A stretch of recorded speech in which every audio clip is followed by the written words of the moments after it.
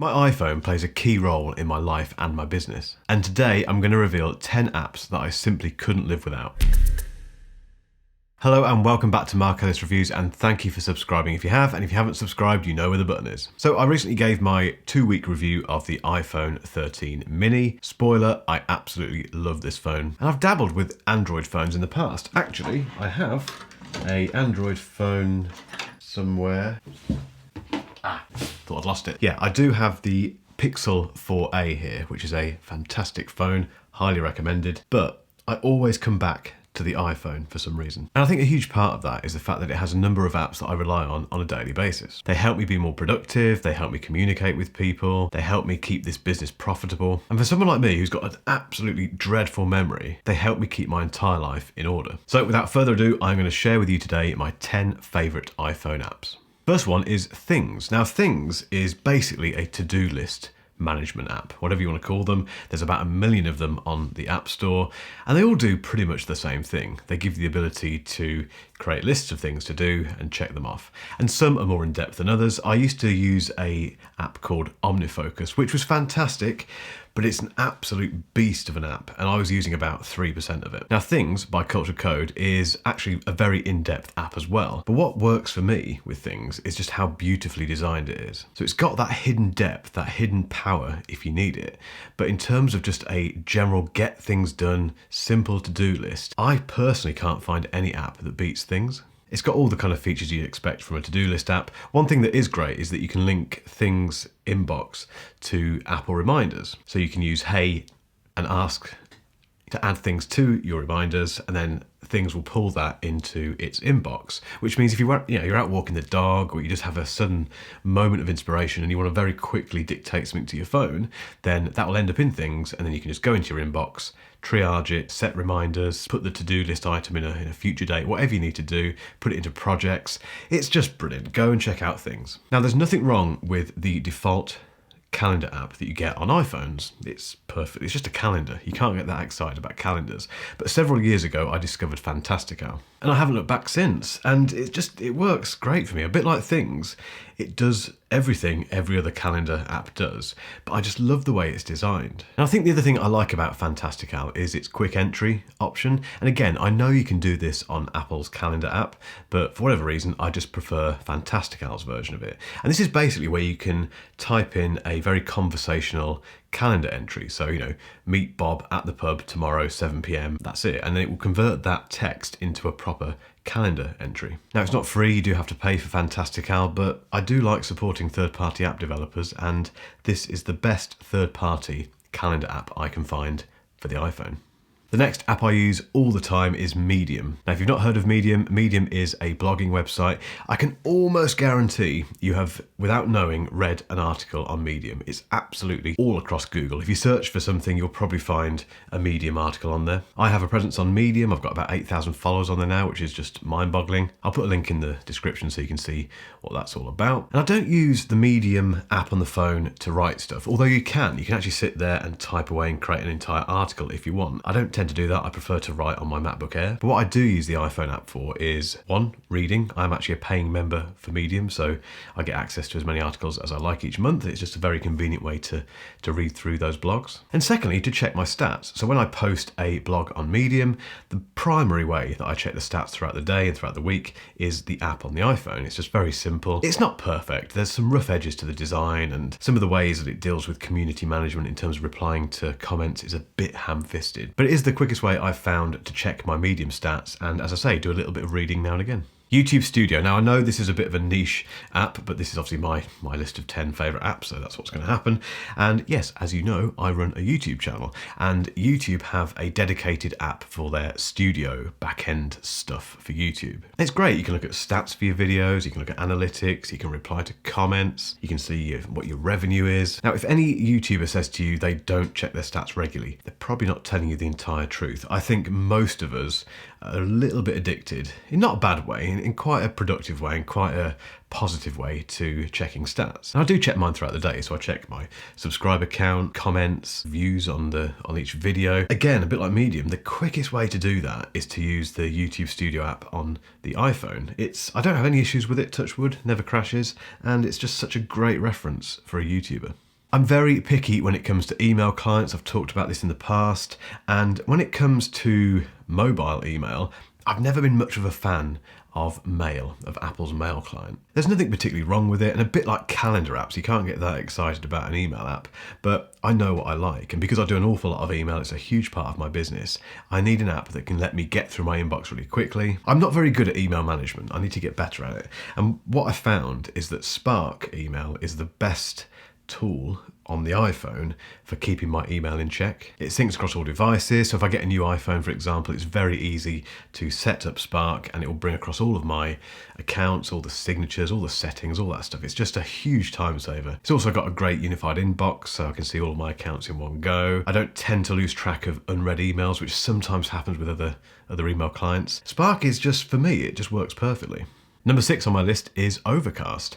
And for a long time, I used Overcast years ago, and then I went back to Apple Podcasts purely because I wanted to see what Apple were doing with their own podcast platform. As it turns out, they've just been progressively ruining it. If you haven't used the Apple Podcast app recently, don't bother. Just go for something like Overcast. The biggest issue with Apple Podcasts is the way that it displays the latest episodes. It always seems to be random, and it always seems to take forever to find the latest episode of a podcast, which is just it's the one job it has to show you the latest episode of podcast ABC, and you have to scroll through for ages. It crashes. It's just horrible. Overcast is the polar opposite of that. Just go and check it out, trust me. Also, this gives me the perfect opportunity to segue into a plug for my podcast, which is called 8 or 16, and it features myself and my co-host Rob rambling on about Apple and tech. Go and check it out, link in the description. Now, I live in the UK, which means I have to use WhatsApp, and that's not out of choice, it's pretty much out of necessity because all of my friends and family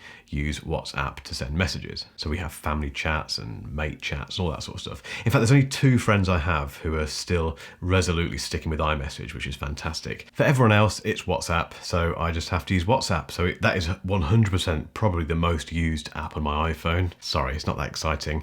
Although it did disappear for about 6 hours recently, and that was quite nice. When it comes to music, I flip between Apple Music and Spotify. So number 8 on my list is it's 2 apps really, but they relate to music. And why 2 streaming services, you might ask? I think the reason for it is, one of them is because I run this channel, and I think it makes sense to have quite a wide opinion of different services. But the other reason is because Apple Music is fantastic in terms of the integration with the iPhone and across the entire platform. Obviously, it's Apple's own music streaming service. It's also interesting to try out what they have going on with high-resolution audio, which I did a video about a little while ago. I'll link to above. And also Dolby Atmos and spatial audio. That stuff has issues, but it's very, very interesting. Where I think Apple Music is let down a bit is with playlists. And don't get me wrong, there's loads of playlists on Apple Music, but I just think that Spotify beats it hands down in that area. I love playlists. I use them for working, so when I've got my kind of work music going on, I've got a ton of playlists that I follow on Spotify for that. When I'm working out, I have a bunch of running and workout playlist as well. And I think the curated playlists on Apple Music are really good. I like what they've done with that, but they seem to be a bit limited. And the focus that Spotify has instead on user-built playlists is just a bit more exciting. There's more of them. You normally find something that matches your own tastes, and that's the main reason I'm sticking with Spotify. I'm still waiting for Spotify Hi-Fi, whatever it's going to be called, in terms of their own lossless music service to come and compare that with Apple Music. But yeah, I'd probably split my time out. I'd say 50-50 between Apple Music and Spotify when it comes to music on my iPhone. When I first started this channel, I created a Discord server. And if you don't know what Discord is, it's basically a chat platform. Now, when I first started it, I made it free for everyone to come in, basically, and it built quite quickly in terms of the numbers on there. A lot of people joined and then just didn't bother coming back, which is fine. I think they were just checking it out. But a core group of people stayed, and they're still there today. They keep being added to a little bit here and there. And it's turned into this brilliant little community, which hands up, I can't really lay claim to developing. I started it. I do get involved as much as I can. But the members on there, including my podcast co-host Rob, that's where I met him, it's down to them. They've made this wonderful little community where they help each other out. They have a good laugh. It's just brilliant. And in fact, it is now linked to my Patreon Patreon membership. So if you want to check Discord out, if you want to join that little community and meet people like Rob and myself and loads of others, then check out the Patreon membership options on my video description. That was a terrible read, but just have a look in the video description and check it out from there. Now, the last app on my favourite iPhone apps list is Notion. I left this till last because one, it's quite hard to explain what Notion is, and two, it's really niche. So in terms of what Notion is, it's a kind of database platform which you can build into pretty much anything you want. So it can be a simple to-do list, or it can be a big project management app, or for someone like me, it can be a way of managing an entire personal brand like this one. So within Notion, I have all my video ideas, all the stuff that is in progress with videos, all my blog writing, details about review units, brand contacts, sponsors, stuff I'm working on in the future for Skillshare classes, profit and loss. Literally everything goes into Notion, it's all linked, and it's incredible. Without it, if it disappeared tomorrow, touch wood it won't, I would be in a real hole. I use Notion's iPhone app for two things really. One is to occasionally tweak my week, so if I need to move certain pieces of content around in terms of when they're being published, it's very easy to do that on here. And secondly, to get ideas down. So if I'm out walking the dog, for example, and I suddenly think, that's a great idea for a video or for a blog, I can very quickly fire up Notion, type in the idea, make a few notes, and it's there. Now, Notion is a free app. I do pay for it now, but I used the free app for a long, long time, and you get an awful lot from the free version. So if you want to have a tinker with something that you can turn into your own, like I say, project management app or personal wiki, or I don't know, database of books you want to read, go and check out Notion. It is absolutely superb. Now you'll notice that things have very suddenly changed. I'm wearing different clothes and the background's different. The reason for that is I wanted to quickly jump in because the 10 apps that I've just talked about on this video, I shot that about a month ago. And since then, there's something I really want to add because it's changed a lot of what I do significantly, and that is 1Password. Now, I wrote about this a little while ago. I'll put a link to a blog that I wrote about my transition from iCloud Keychain to 1Password. But I'm happy to say I've now completed that transition. I finished it about 2 or 3 weeks ago. So I'm completely 1Password now. Part of the reason I've done it is because I'm using Windows as well at the moment, as you probably know. So I need a much quicker and easier way of transferring or sharing passwords between devices. And I'm absolutely loving it. It's been an absolute game changer. Now I'm going to leave that there because I need more time to play with 1Password. I will do probably some more content on password management itself. But I just wanted to quickly jump in and add an 11th app to this list, which is 1Password, which on the iPhone 13 mini is absolutely fantastic. Now, I hope you found some inspiration in that list for new apps that you could try out yourself. Just a quick note, none of those apps are sponsoring this video. This is a completely unsponsored video. They're just 10 apps that I absolutely love. I'll leave links to all of them in the video description. But what are your favorite iPhone apps? I can guarantee while you're watching this, you're thinking, why hasn't he mentioned X or Y or whatever it might be? Let me know in the comments. What apps could you not live without on your iPhone? And if you've still got some time, keep watching for a link to a video I did a little while ago about how I use Apple Notes. But until next time, thank you so much for watching, and I'll catch you in the next video.